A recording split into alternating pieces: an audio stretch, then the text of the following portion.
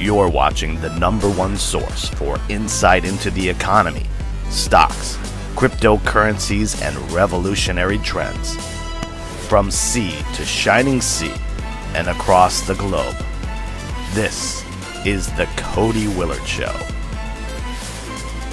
Brought to you by tradingwithcody.com. Hello, everybody, and welcome to another episode of the Cody Willard Show. I am Cody Willard, imagine that. I have a very special guest today, someone whose path has been crossing mine for, I'm betting, 18 years, 16 years, I don't know, many years. Jonathan Hoenig, the capitalist pig, Fox News contributor, author of the new book, a new textbook of Americanism, the politics of Ayn Rand. Welcome to the show, Jonathan. My great pleasure to be with you. Thank you. Happy to be with you. Now, correct me if I'm wrong. Let's just talk a little bit about ourselves for a moment. Yeah.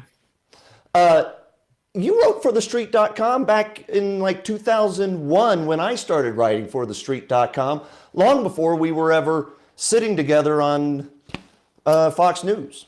Yeah, it's so true, Cody. They say it's 6 degrees of separation. I mean, in the financial world, it's maybe even smaller. You're absolutely right. Back in the late 1990s, I, as a college student, started writing for TheStreet.com. I think it had just gone public at the time, if you can imagine that, at a multi-billion-dollar valuation. But yeah, that's true. And I know you worked there as well for a while, and kind of, I don't know if you got started there necessarily, but wound your way about Wall Street. No, that ultimately. Jonathan, I'll just say, to this day, I give Jim Cramer so much credit. Not only for helping me get started in media, but actually helping me start a hedge fund in 2002 also. But yeah, Jim Cramer, I remember calling my mom up the day I got an email back from Jim. He had written an article, and at the bottom of it, it said, if you're an out-of-work Wall Street analyst, send us an email. We need writers. And this is 2001 when the dot-coms were crashing. Market cap at that time for TheStreet.com was probably still about $1 billion. Down from like 3 billion or something like you were talking about at the top when the very highest, I believe, was the day it came public. Anyway, I remember calling my mom and saying, Mom, this is the foot in the door to who knows what in my life, but I'm going to work my butt off. And I wrote millions of words of publication on TheStreet.com, Jonathan.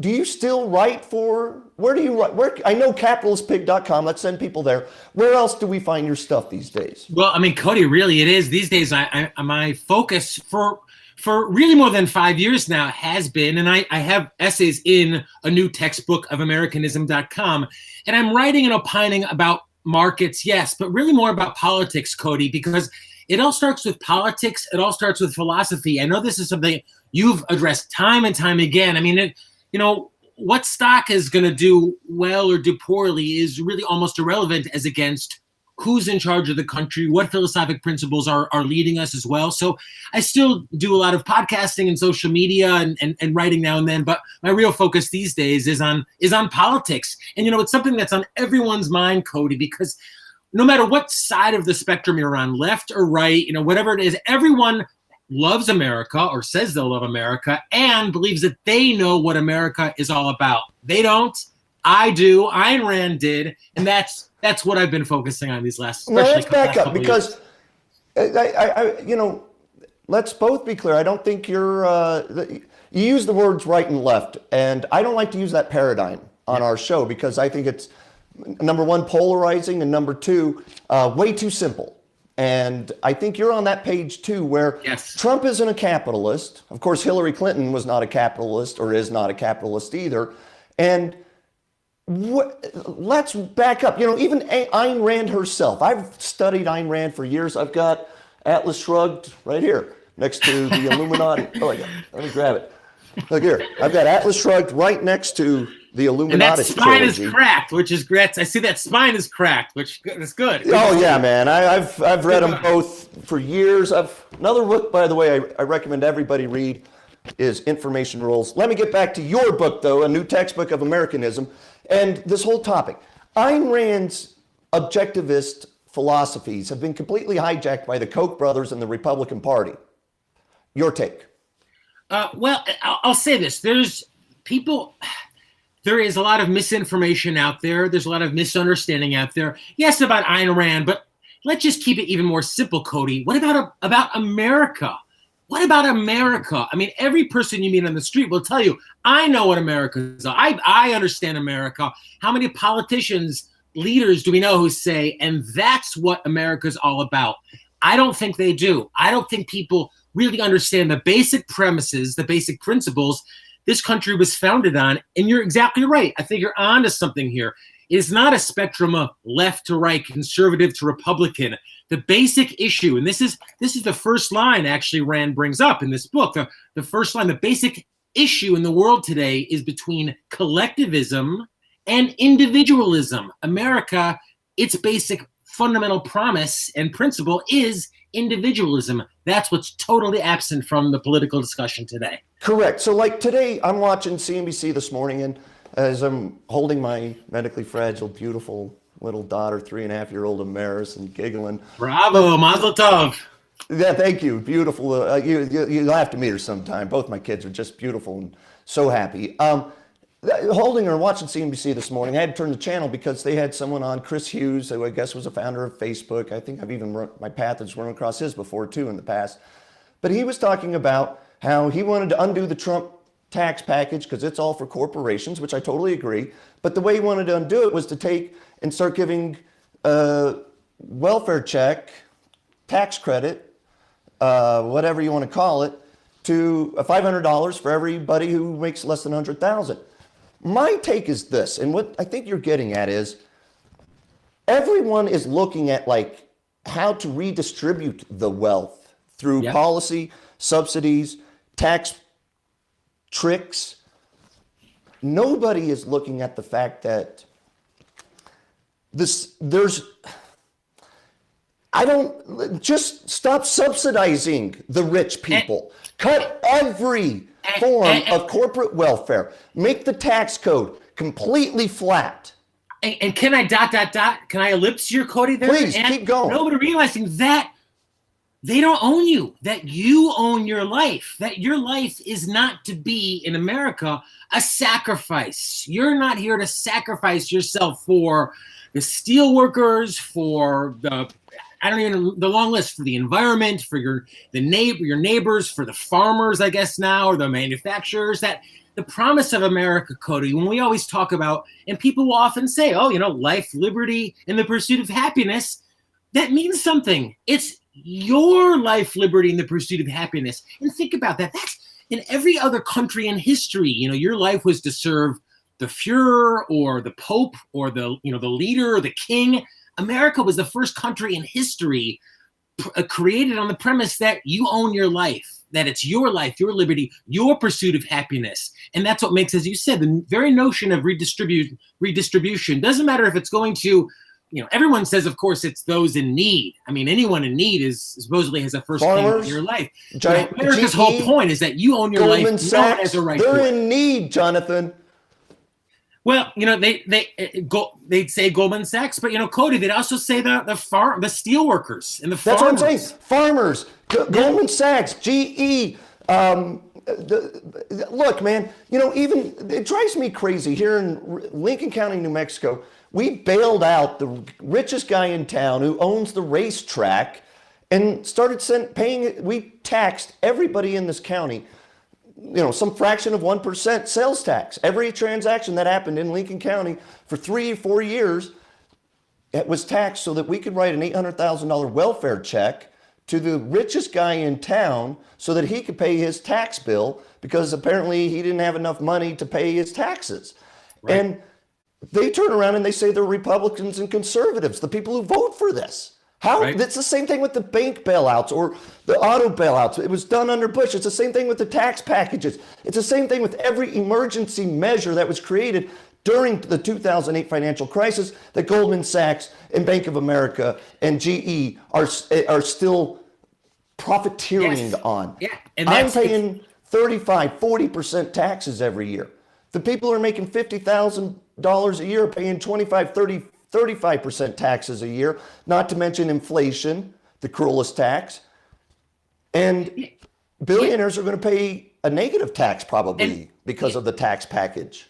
Oh, and and the Cody, the people often say, don't you care about those in need? Wait a minute, America, don't you want to help those in need? But taxes and redistribution isn't about you deciding to help someone in need. It's about Obama or Trump or anyone else literally coming to your house with a gun and saying, give me your life, give me your money, give me what you've earned to create, and let me decide where it's best to redistribute, whether now to, as you said, subsidies for farmers or teachers or anyone else. But that's just against the principle of America. But not to mention, by the way, principle. Jonathan, can I just interject there? Sure. It's not just that they then decide, but it's the inefficiency of it, the corruption of it. 10 cents out of every dollar that the government says they're taking from me to do something good with is actually doing something good. 90 cents out of every dollar is sent to some crony. Well,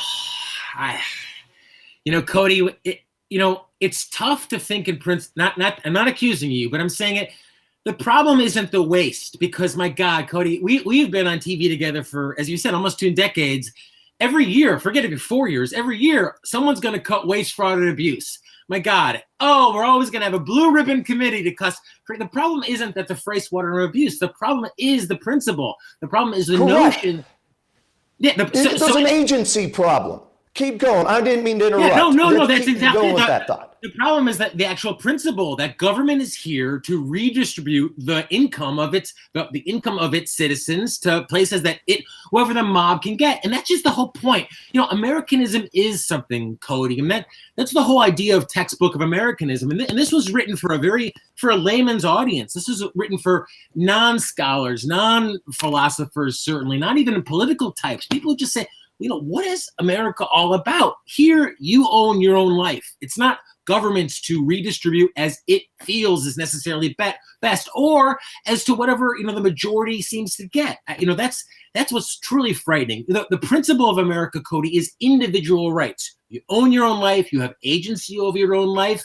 Now it just seems to be whatever the majority can get the votes for. That's what passes. Jonathan, that's frightening. We don't even have habeas corpus observation in this country anymore. Guantanamo Bay is such and the endless bombing of children and people in the Middle East by our Republican Democrat regime, both leaders to this day, every leader I've seen in the last 20 years. And yes. Well, and you're right. When we talk about what individualism means, what is it? It's not just about keeping your taxes. It's actually, Cody, exactly. There's a huge foreign element of it. There's a huge foreign relations element of it as well. So how do you deal with people who are truly your enemies? How do you deal with people who are planning to attack you? Do you sell them more planes, i.e. Saudi Arabia? And do you exchange love letters with them? No. And as you said, I'm speaking of the president and Kim Jong-un from North Korea, or Saudi Arabia, to your point as well. So, individualism properly applied to the American way of life extends to everything from taxes to the markets to your love life, who you get to marry, who you get to associate with, and certainly to foreign relations as well. That's the whole point of the book. So, Jonathan, I hit on something earlier. I want you to drill down a little bit more, and that is the pigeonholing and hijacking of Ayn Rand's objectivist theories. And to this day, I maybe I'm oversensitive or something, but I've been attacked so many times because people then are like, "Oh, you and the Koch brothers and stuff." If I even advocate at all for objectivism and the philosophies of Ayn Rand, and I am a free thinker. I don't drink Ayn Rand's objectivist syrup either. Just like I don't drink Trump or Kool-Aid or Democrat Kool-Aid or any kind of Kool-Aid. I don't drink Kool-Aid, man. That being said, how do you deal with that backlash? Sure. Is there not a backlash against Ayn Rand? And how do you deal with the fact that now you're just another Koch brother lover? Well, let's get the government to help build another pipeline for us and call ourselves capitalists. Well, you're right, Cody. Ayn Rand. This is a writer. This is a philosopher who, even now, 30 plus years after her death, is still oftentimes on the bestseller list, still sells, tens and tens of thousands, 100,000 copies of her books a year because she is so radical. Oftentimes those, you're She's right. Not radical. Don't call her radical. She's actually completely normal. This Republican Democrat philosophy of left right is what's radical. Let's keep it real around here. And America, that's her. She was radical, and America is radical. I mean, I believe the Democrats, let's say, have long since done away with American exceptionalism. Many on the right, the so-called right, the Republicans, as you say, Cody, don't understand it either. America is radical for exactly that point, for exactly the points that Ayn Rand illuminates. It's individualism. The fact here that you own your life, that you're not a sacrifice for the greater good, that it's not majority rule or the king's rule or anything else. And that's a pretty radical concept. And Cody, when you want to look around the world and understand why is America the most wealthy country, the most prosperous country in the history of the world, it's not because the water is so different here in Manhattan. It's because we understand that basic principle of individual rights, and it's been protected, primarily throughout our history, not so much in the last couple decades, but that's what makes this country great and what so many people have forgotten. All right, Jonathan, I got last words given to you. I will give you the last words is what I'm trying to say there. And what I'd like you to hit on is, my thought is the only way out of this mess is to stop doing left, right, even any partisan politics at all. There should be no parties. You should have to write in your vote. You should have to type it in. We've got a blockchain revolution happening. I had Gerald Celente in here a month ago introducing the blockchain democracy idea to my viewers. And I think there's something said for that. Let's do a blockchain democracy. Let's open it up. Let's use technology, and let's stop making it, hey, I'm a patriot, so I pulled my lever. I'm left. I'm going to vote Democrat. I'm right. I'm going to vote Republican, even though Republicans are not right or conservative and Democrats are not left or liberal. They're both corporatists. Well, I mean, I share your frustration, Cody. I wish it could be solved something like, getting blockchain or, changing. It starts with people's ideas. It starts with people's basic principles, about what the country truly is about. We have now many, many generations of kids who've been raised and now are adults from birth to say that, they are to be a sacrifice. That's a profoundly anti-American idea. This is the country about pursuing your own dream. You're free to do that. That's what freedom truly means. Free from government coercion, free from force. So until those basic ideas change, Cody, and quickly I'll say that's how I think the argument always has to be fought. If you're for freedom, it's not because it's more efficient. It's not because it's morally, it's not because it's practically the right thing to do. It's because it's morally the right thing to do. And that's why, this is Ayn Rand's Ayn Rand's words. She says, the United States of America is the greatest, the noblest, and in its original founding principles, the only moral country in the history of the world. Because we protect the individual, that's what has always made this country moral. I'm still going to give you the last word, but I just want to add a little something to that I've spent the last 20 years of my life trying to figure out some way to mathematically prove how individualism and freedom equals more prosperity. Look at left and right, East and West Germany. Show a map of that. These things. Show North and South Korea. This is just, but those are like empirical proofs. I want to, like this. It's the old, all of the most economists these days are simply, propagandists for one side or the other. They're going to tell you how unions are good or unions are bad for the economy because of whatever party they're affiliated with or who's writing the check to them or something. Whereas in the end, morality, I'm going to introduce God into Ayn Rand, the one of the most famous atheists in history, because in my sense, I see God in the system and in the balance and how individualism and freedom will then translate to more prosperity and less violence and less death. And it's all an overriding principle. You can call it God, you can call it the universe, you can call it economics, but in some sense, it's all the same thing. And that's the brilliance of what Ayn Rand's underlying objectivist principles were about. They were trying to root themselves in logic, but they're truly moral. And I will ellipse a little bit, Cody, and say, I mean, for me, I don't think it's God. I see it as justice. You know, America is a society based on justice, where you weren't born into a subsystem where you were part of the proletariat or part of this class or this. This is a country that's not based on class, not based on. There's a whole chapter on this about why racial prejudice is profoundly un-American, unbelievably un-American. I mean, this country is not about seeing people as part of one particular class. This is a country, as you said, where it's based on the individual, and you can rise as high as you can go. That's tremendously unusual, tremendously profound and powerful, only in America. And that's these basic principles which people need to be reminded of. This is a great gift for young people, for college students. When I went to school, Cody, everyone had a copy of the Communist Manifesto. It was like the cool thing, to show that you were interested in ideas. This is for not kids on the right or kids on the left. This is for young American kids to really understand truly how blessed and fortunate we are to have. And for that, I'll give you God, that we are blessed to be here in this great country.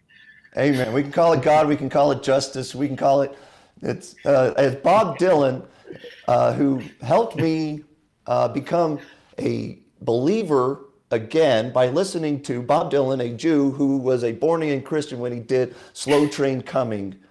And we give names to things, but God creates it. And we can give the name justice or God or whatever we want. But Jonathan, I think we're sort of saying the same thing. And God bless you for being on here, fighting the good fight. A former CNBC and Fox News anchor, hedge fund manager, and the go-to stock market guest for The Tonight Show, Cody Willard and his stock analysis have been published in the Financial Times, the Wall Street Journal, Fortune magazine, and many other places. Want to follow his secrets to investment success? Go to tradingwithcody.com. There you can get analysis on stocks, cryptos, markets, and the economy, a full list of Cody's positions, access to Cody's chat room, trade alerts every time Cody buys or sells, and much more. To find out more, go to tradingwithcody.com.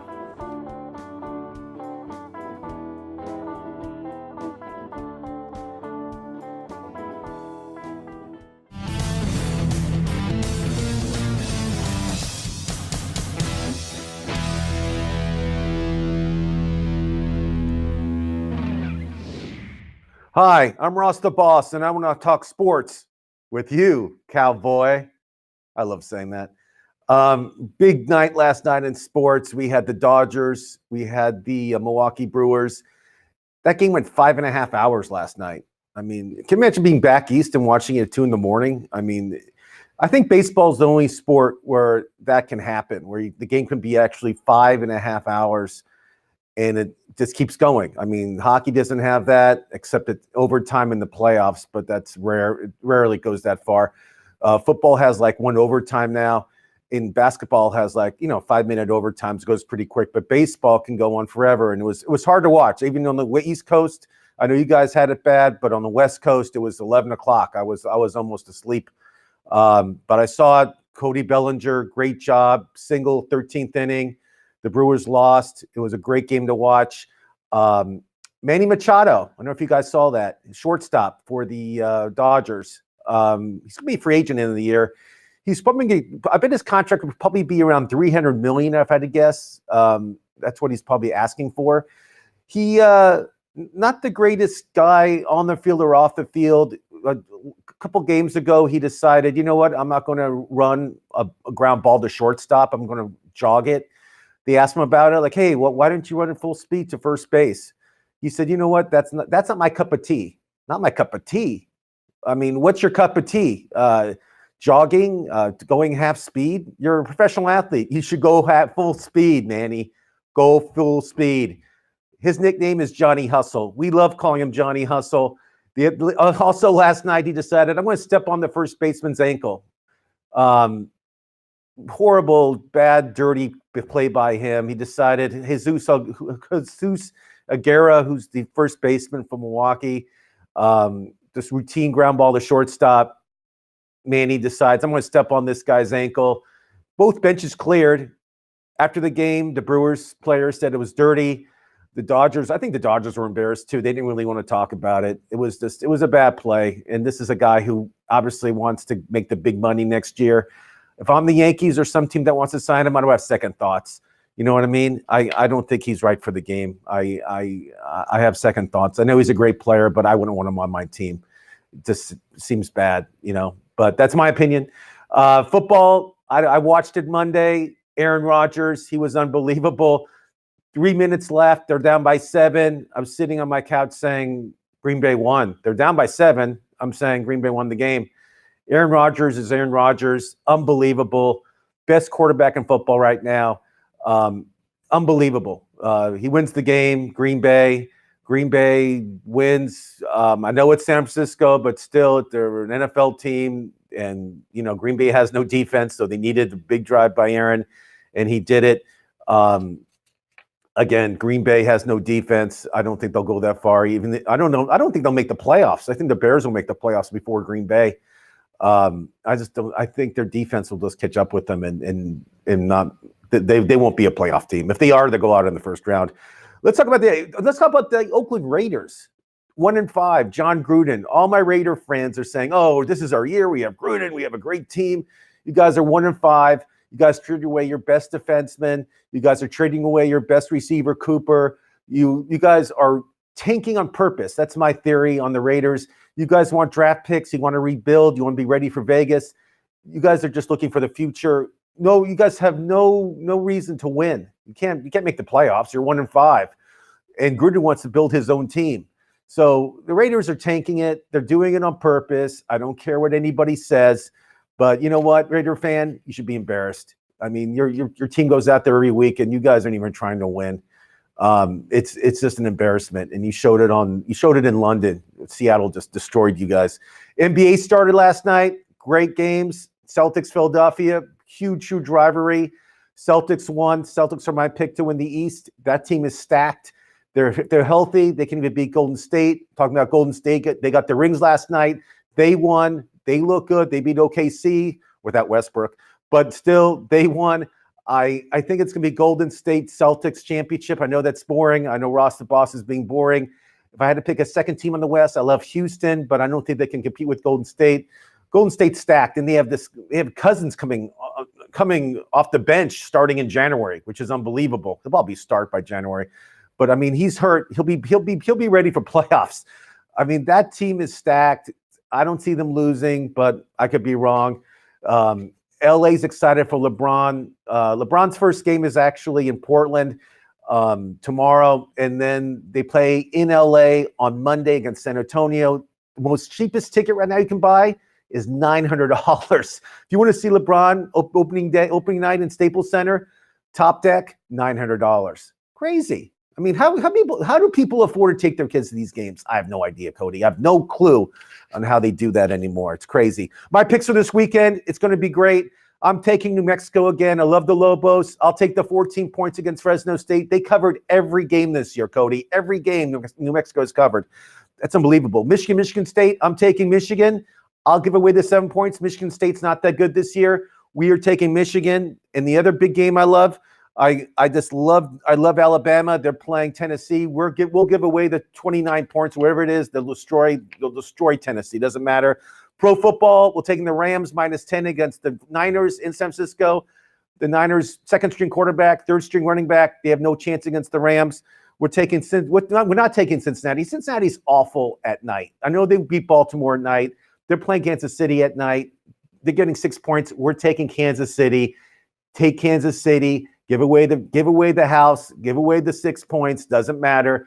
The Bengals will not win that game. Trust me on that one. Giants Atlanta. Let's take the Giants on Monday night. I love the Giants on Monday night with Eli Manning. That's a sure bet. I'm Ross the Boss, and I love talking sports with you, cowboy. All right, guys, that's a wrap. That is the Cody Willard Show. Chris McHugh, Piper Adamian, Ross Mark. Peace, love, and happiness.